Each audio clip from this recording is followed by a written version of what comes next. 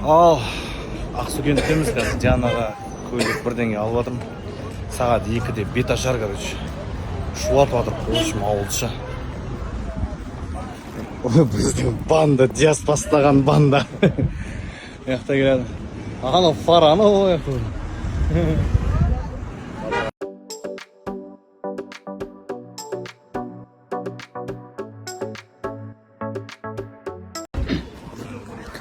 Міне Машатқа жеттік хаман үйіне. Ана жақта су дайындық болып отыр, кәдімгідей. Йо-майо.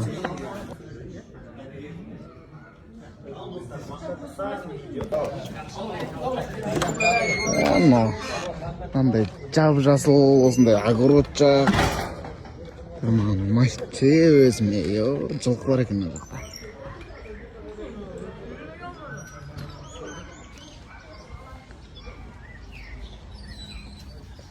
Ал үшін жолдан бір тоқтадық, Машатқа бұйырса жетіп қалдық. Осындай бір жерден тоқтадық үшін жерде. Тандыр самса, мынау. Мына жақта туалет бар екендік па. Бұйырса Машатта тойдамыз енді, бет ашар. Тағы да баршаңызға қайырлы таң. В общем, сіздермен біраз әңгімелескім келіп тұр. Неге десеңіздер, соңғы жарты жылдан аса 9 айдай почти менің инстаграмым, оказывается, жаңа қарап отырсам, негатив, жылау, ренжу, обида, минусқа кіру, долговая ямаға кіру, бірдеңе дегендер көбейіп кетіпті да. Негізі всегда айтам ғой өзіме ше, мен біреуді кінәлап, ана ондай болғанда мынандай болмайтын еді, мынандай болғанда андай болмайтын еді деп, өйтіп мен біреулерді кінәлаудан аулақпын. Өзім айтам ғой, жақсылық көрсем өзімнен, жамандық көрсем өзімнен деп, жолымыздың болмай жатқаны, болмаса бір косякқа кіріп кету, барлығы ол өзіміздің кінәміз да.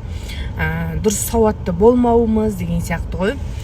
В общем, енді мен есімді жиып, Ханитты садикке беріп, бір емес бірнеше проектті қолға алсам деген ойдамын, Алла қаласа.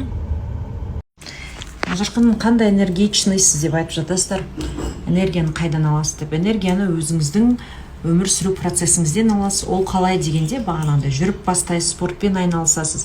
Егер сіздің денеңіз, яғни айтады ғой, телаңыз энергияға толы болса, физически сіздің телаңыз сау болса, сіз барлық жақсы нәрселерді өзіңізге тартасыз.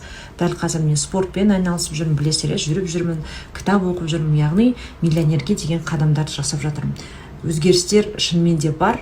Бұл нәрсені неге ертерек жасамадым деп өзімді де тежемеймін. Значит, мен осы күнге дайын болдым, дәл қазір бастауға дайын болдым. Егер де ертерек бастағанда, мүмкін маған ол нәрсе өтпейтін беді. Сондықтан адам өзі дайын болған кезде, түрлі сынақтардан өткеннен кейін осы нәрселер болатын сияқты деп ойлаймын. Және нәтиже керемет. Ең біріншіден ұйқыны дұрыстасаңыздар, сізде энергия мол болады. Ұйқыға көңіл бөліңіздер.